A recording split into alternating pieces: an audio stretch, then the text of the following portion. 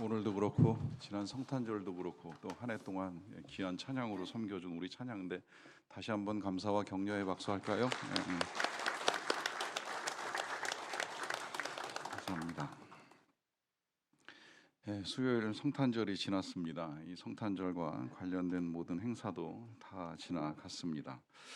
지난 주일에는 은혜 가운데 각 셈에서 열심히 준비한 찬양으로 하나님께 영광을 돌렸고요. 또 25일 성탄절 감사 예배도 드렸습니다. 그리고 이제 어제는 교회 장식하고 있던 모든 트리가 다 이제 해체되고 철거가 되었습니다. 느낌 꼭 끝난 것 같지 않습니까? 더구나 오늘 이제 12월 마지막 주일입니다. 마지막 그러면 모든 것이 다 끝난 것 같은 느낌이 드는데 어디까지나 느낌일 뿐이지 사실 이 성탄절 끝이 아니라 시작입니다. 예수님께서 이 땅에 오신 것이 성탄으로 끝나는 것이 아니라 실은 성탄으로 시작이 되는 것이지요. 예수님을 통해서 세상의 만물이 새롭게 되는 은혜를 얻게 됩니다. 이걸 우리가 이제 계속해서 찬양으로 확인하는 작업을 해 왔는데요.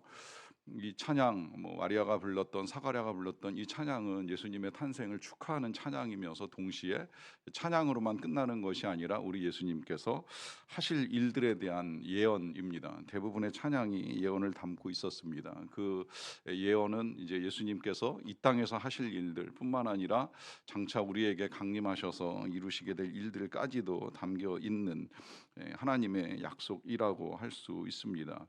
그와 같은 약속을 우리가 이 대림절을 통해서 또 오늘까지 보는 이유는 그 약속들을 가지고 우리가 새로운 기대와 소망을 가지고 나아갈 수 있기 때문입니다. 특히 이제 한 해를 보내고 또 이제 며칠 뒤에 새해를 맞이하는 우리의 입장에 있어서는 이러한 기대와 소망이 더욱 필요하다고 생각을 합니다. 제가 질문을 드리나마나 여러분 지난 한 해가 어떠셨습니까? 라고 하는 질문을 하게 되면 다들 쉽지 않으셨다라고 말씀을 하실 것입니다. 더구나 개인적으로만 쉽지 않은 시간을 보낸 것이 아니라 이번에는 국민적으로 다 같이 마음 상하는 시간들을 가졌었기 때문에 다 힘든 한 해를 보냈다는 생각이 크리라고 여겨집니다. 이러한 때일수록 우리가 이 지금 우리에게 남겨진 찬양들 보는 거 굉장히 귀한 일이라고 생각이 되고요. 특히나 이제 오늘 보는 이 시므온의 찬양은 더더욱 한 해를 마무리하는 우리에게 있어서는 하나님의 뜻이 무엇인가 하는 것을 보는 귀한 찬양이 될 것이라고 생각을 합니다. 이 찬양을 남겨준 시므온은 이 예수님이 탄생한 이후에 이제 예수님을 만난 사람이라고 할 수가 있겠는데요. 그 만남이 우리 예수님께서 태어나시고 나서 한 40일 정도의 이 정결 기간을 거치고 나서 이제 그 후에 예수님의 부모님이 예수님을 데리고 성전에 올라갔다가 만나게 된 사람입니다. 이 사람을 성경이 25절에서 이렇게 소개를 해주고 있어요. 예루살렘에 시므온이라 하는 사람이 있으니 이 사람은 의롭고 경건하여 이스라엘의 위로를 기다리는 자라, 성령이 그 위에 계시더라 합니다. 자, 예루살렘에서 일을 했는지 거주지가 있었는지는 정확하지 않지만 어쨌든 그는 예루살렘에 머물던 사람이고, 그것보다 중요한 사실은 이제 의롭고 경건하며 또 이스라엘의 위로를 기다렸다는 사실, 그리고 성령이 그 위에 계시더라라고 하는 것인데, 이 성령이 계시다라고 하는 이 표현이 사실 좀 이 시대까지만 하더라도 흔하지 않은 상태를 지금 알려주는 거예요. 왜냐하면 아직까지 요 시점까지는 공동체적으로 성령이 아주 강하게 역사하거나 충만한 은혜가 나타나지 않던 때입니다. 이 성령의 충만한 역사는 예수님 승천하시고 난 이후에 나타난 현상인데, 그 이전에 아주 간헐적으로 이제 이 성령의 능력을 힘입은 사람들 나타나죠. 요셉 같은 사람, 엘리야 같은 사람, 예수님 가까이에는 이제 세례 요한 같은 사람이 성령이 그 위에 계신 사람이라 할 수가 있겠는데, 이 시므온도 그런 사람이었다라고 하는 거예요.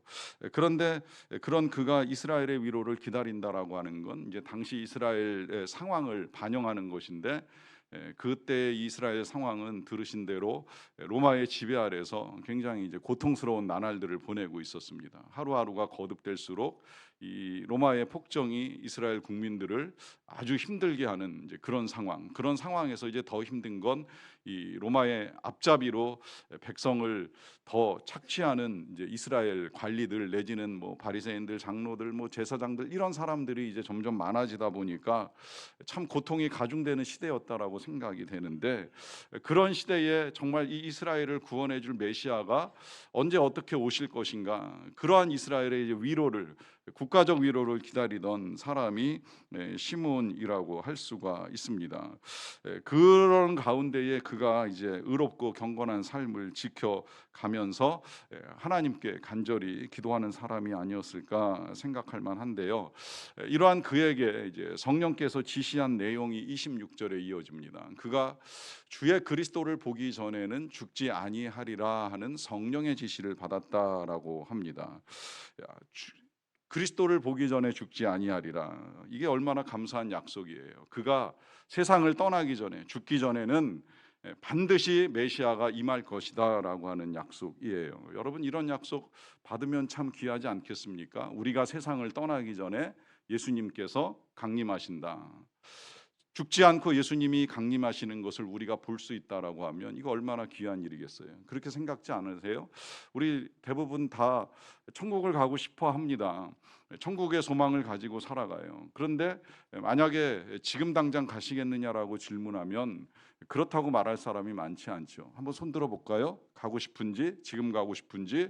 이게 이제 서로 시험 들 수도 있으니까 시행은 못하지만 어쨌든 기왕이면 가더라도 어떻게 해서든 죽음을 통과하지 않고 갈 수 있는 길이 열릴 수 있다면 이거 되게 소망할 만한 일이 될 수 있는데, 그 정도까지는 아니더라도 당신이 세상을 떠나기 전에 이스라엘을 구원할 메시아가 이 땅에 임할 것이다 라고 하는 성령의 약속을 받았다라고 하면 굉장히 귀한 약속을 받은 사람이라고도 할 수가 있습니다.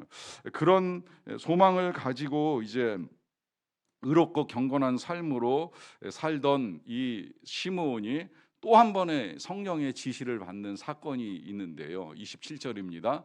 성령의 감동으로 성전에 들어가매 마침 부모가 율법의 관례대로 행하고자 하여 그 아기 예수를 데리고 왔습니다.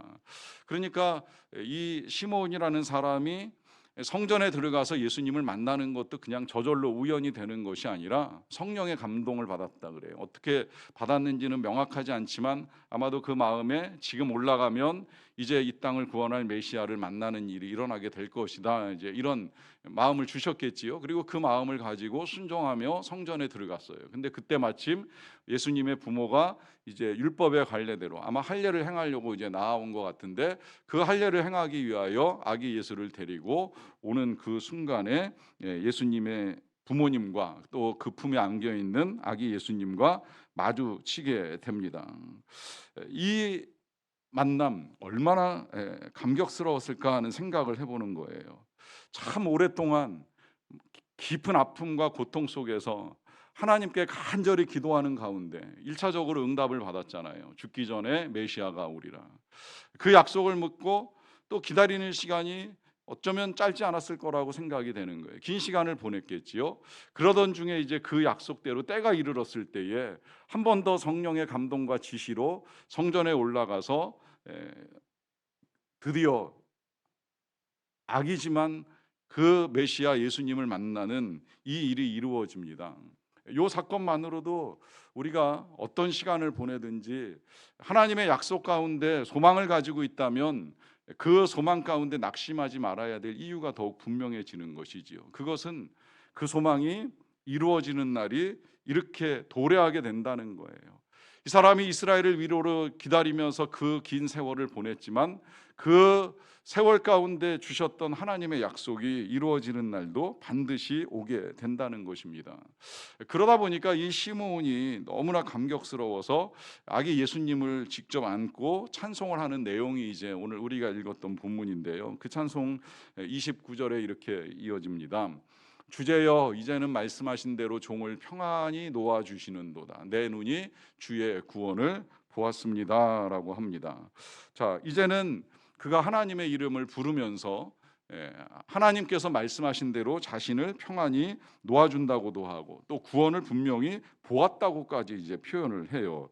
자, 어떻게 보면 정말 구원이 나타났나 하는 의문이 들어요. 왜냐하면 예수님이 이 땅에 오신 건 구원의 시작이지만 구원의 완성은 아니잖아요. 이 구원이라고 하는 것이 예수님의 고난과 부활과 또 재림을 통해서 이제 완성이 되는 것인데, 지금 시므온은 그 아기 예수님을 보는 순간에 주의 구원을 보았다라고 합니다.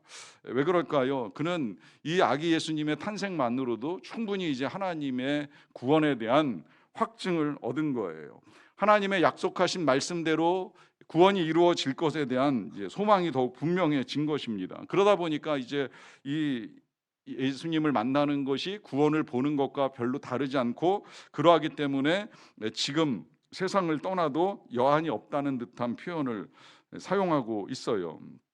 우리도 왜 어떤 일이 굉장히 꼬이고 얽혀가지고 불편할 때면 많이 힘들어하다가 이제 그 일이 어느 정도 해결되면 이런 말 할 때가 있잖아요. 아, 이제야 두 다리 쭉 뻗고 잘 수가 있게 되었다. 사실은 뭐 실제적으로 뭐 정말 웅크리고 잠들었지 않았다 할지라도 일이 풀릴 때에 이제 나타나는 표현이라고 할 수가 있겠는데요. 지금 이 시므온이 이제 그와 유사한 표현을 사용하고 있는 거예요. 하나님이 나를 놓아주신다. 이 말은 이제 세상을 떠나도 여한이 없다. 하나님께서 약속하신 구원을 이루기 위한 메시아가 탄생했고 탄생한 그 아기를 보았기 때문에 이제는 내가 평안히 세상을 떠날 수 있다라고 하는 감사의 고백을 하는 것입니다.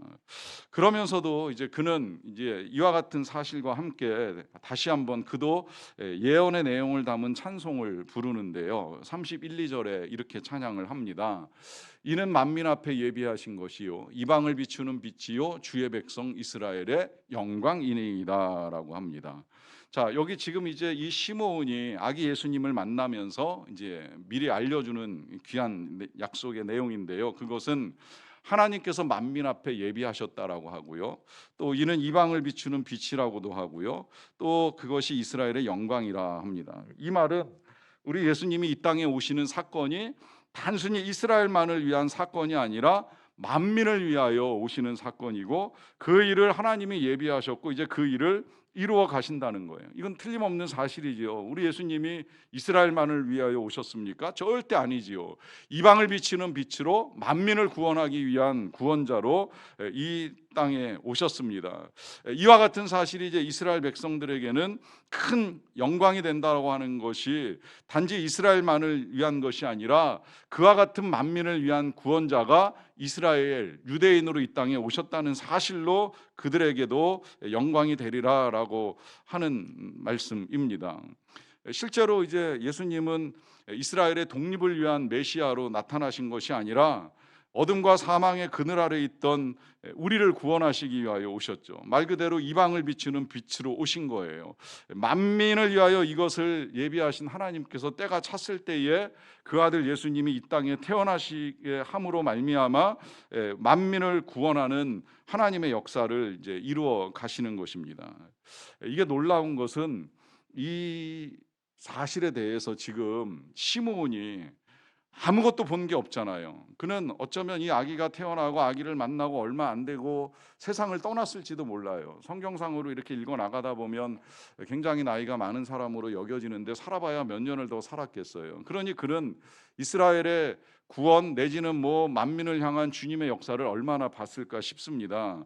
그런데 그가 찬양으로 지금 예언을 하고 있는 거예요.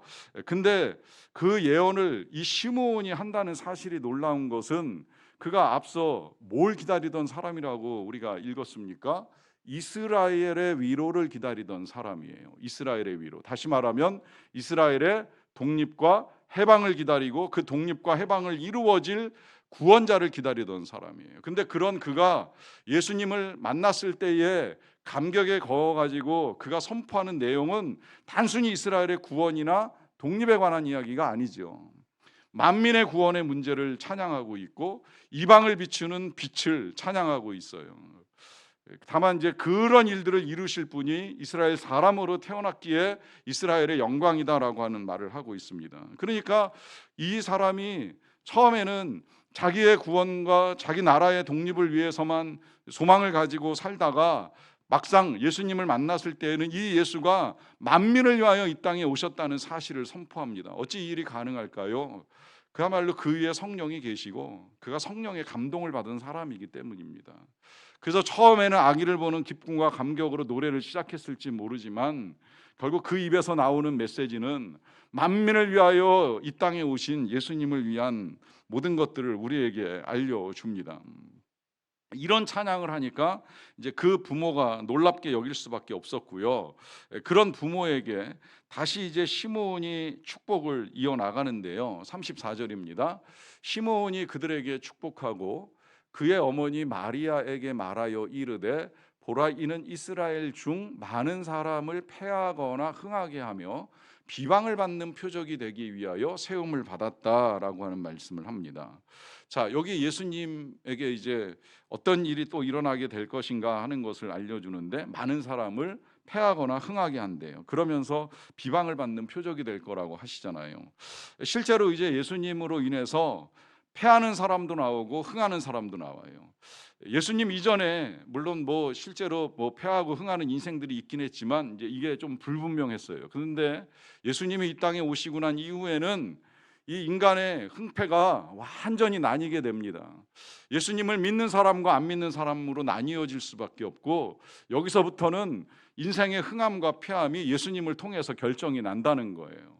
굉장히 중요한 사실입니다. 뭐 이걸 이제 앞으로 자꾸 차별이라고 전하지 못하게 하는 시대가 우리에게 도래할지는 모르겠지만 분명한 진리는 예수님에 의해서 모든 인생이 나뉜다는 거예요. 제가 우리 인생 딱 둘밖에 없습니다 이런 말씀 드리죠. 선교사 아니면 선교지입니다. 예수 믿으면 어디에 살든 다 선교사예요. 해외 나가 선교사가 아니라 이 땅에서 살아도 선교사로 살아야 되는 거예요. 안 믿으면 다 선교지예요. 지금 이 자리에도 선교사가 있고 선교지가 있는 거예요. 본인이 알든 모르든 정말 제대로 믿고 살아가고 있으면 선교사로 살아야 되는 것이고 그 믿음이 없으면 난 아직도 복음이 필요한 선교지구나 인정하셔도 틀림없어요. 한 집안에도 그래요. 한 집안에도 선교사로 사는 사람이 있고 선교지로 머물러 있는 사람이 있을 수 있는 거예요. 둘밖에 없는 거예요. 중간에 어중간하게 뭐 천주교에서 말하는 냉담자 이런 표현 별로 중요하지 않아요. 냉담자면 불신자인 거죠. 하나님을 믿는데 어떻게 냉담을 가지고 삽니까? 예수님을 믿는데 어떻게 냉담할 수가 있어요? 예수님을 믿으면 선교의 열정을 가지고 살아가는 게 너무나 당연한 거예요. 그렇지 않으면 선교지인 거예요. 여기에 흥함과 패함이 나뉘는 겁니다. 흥하든지 패하든지 예수 믿으면 흥하는 인생이 되고 예수 안 믿으면 패하는 인생이 될 수밖에 없는 거예요. 다만 겉으로 볼 땐 이게 잘 안 보여요.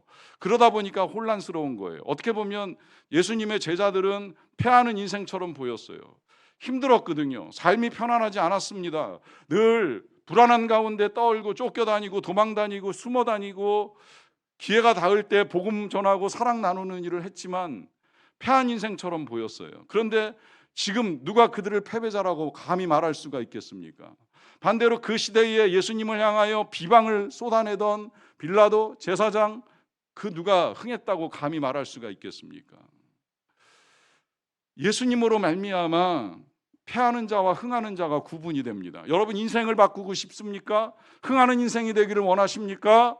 믿음을 분명하게 하셔야만 합니다. 내가 정말 예수님을 잘 믿고 따라가고 있는가? 라고 한다면 절대 패한 인생이 아닙니다. 모르겠어요. 세상의 기준으로 패한 것 같이 느껴질지는 모르겠지만 저는 예수 믿고 패했다고 생각되는 사람 없습니다. 예수 믿고 실패한 인생 절대 있을 수가 없습니다. 다 이루지 못한다 할지라도 예수 믿는다는 이 사실 하나만으로도 우리는 흥한 인생이고 형통한 인생이고 하나님이 복 주신 인생이라는 사실이 틀림없습니다.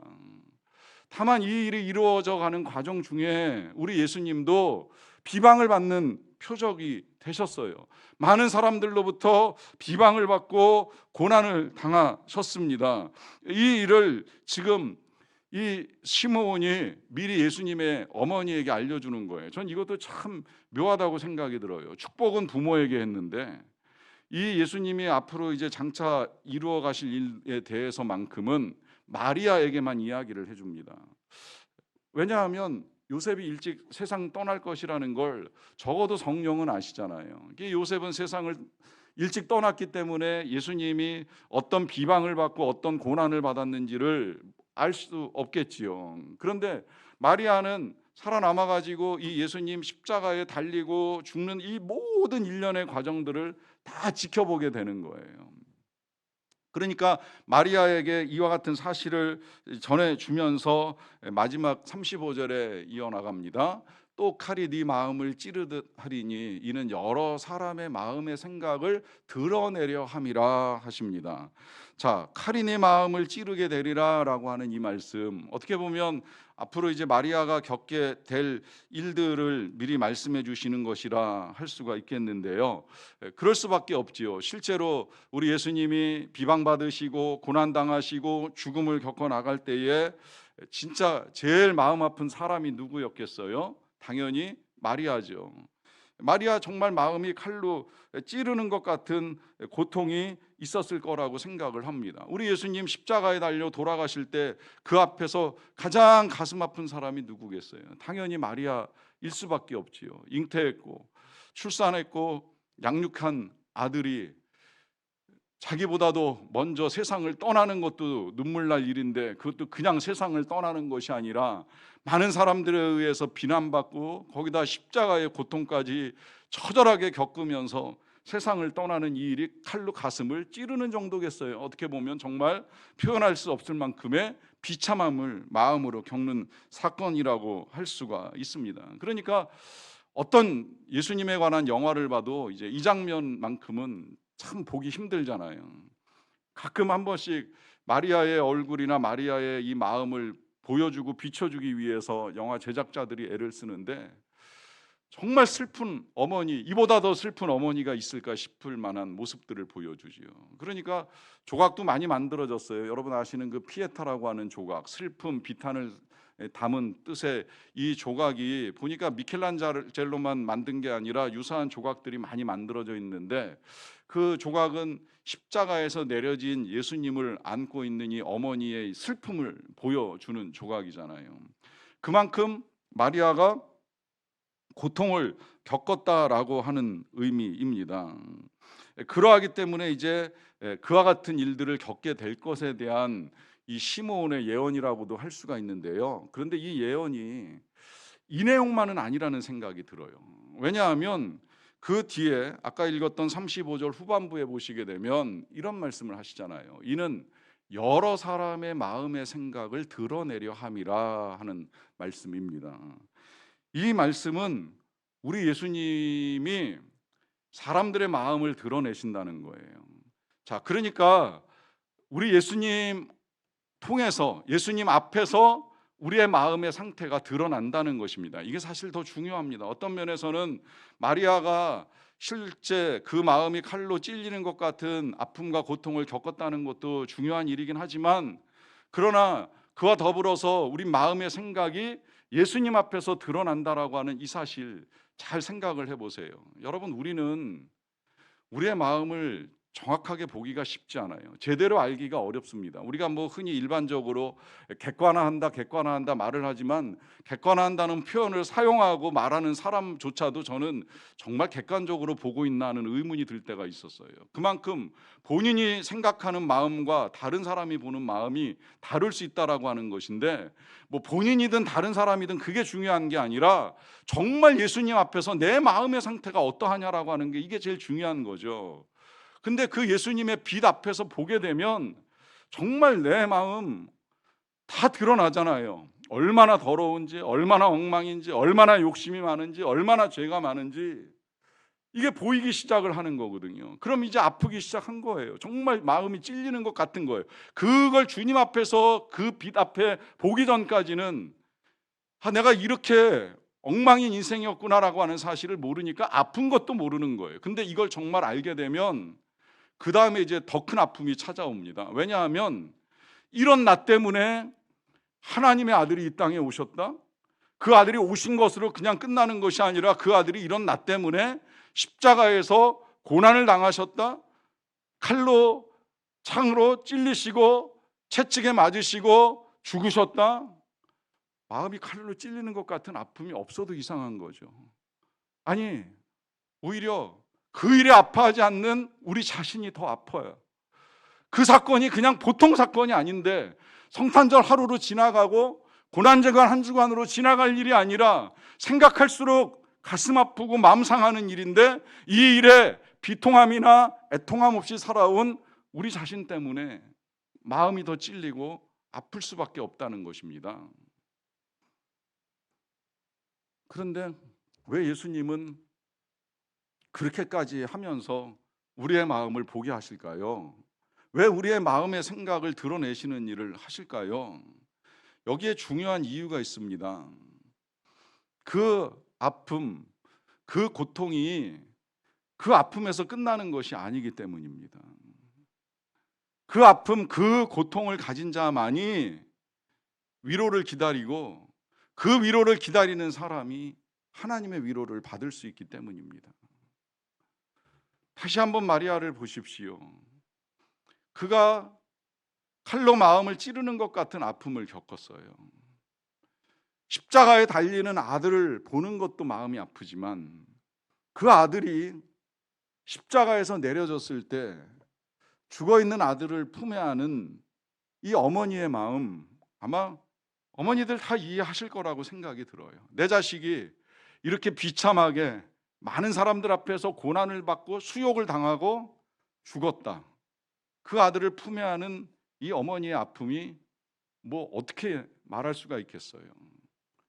그리고 이젠 그 아들을 무덤에 집어넣어야 됩니다.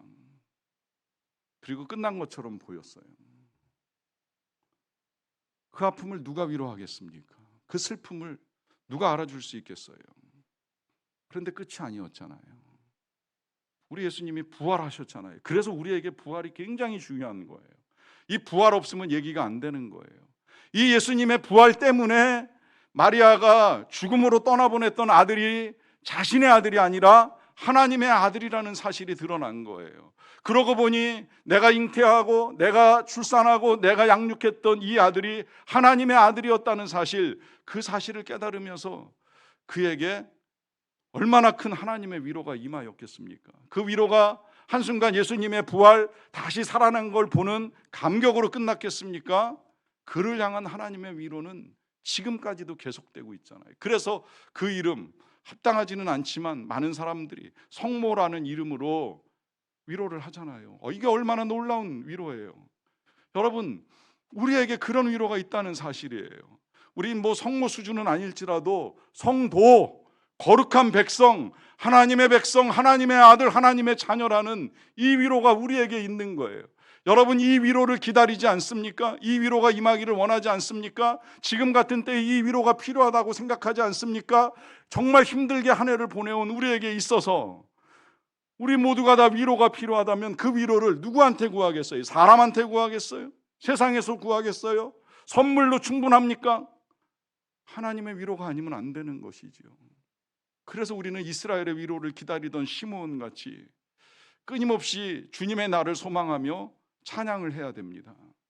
그 찬양 가운데 주님을 만나는 감격으로 위로를 얻었던 시므온처럼 주님을 기다리는 여러분들 모두에게도 하나님의 위로가 임하기를 간절히 축원합니다.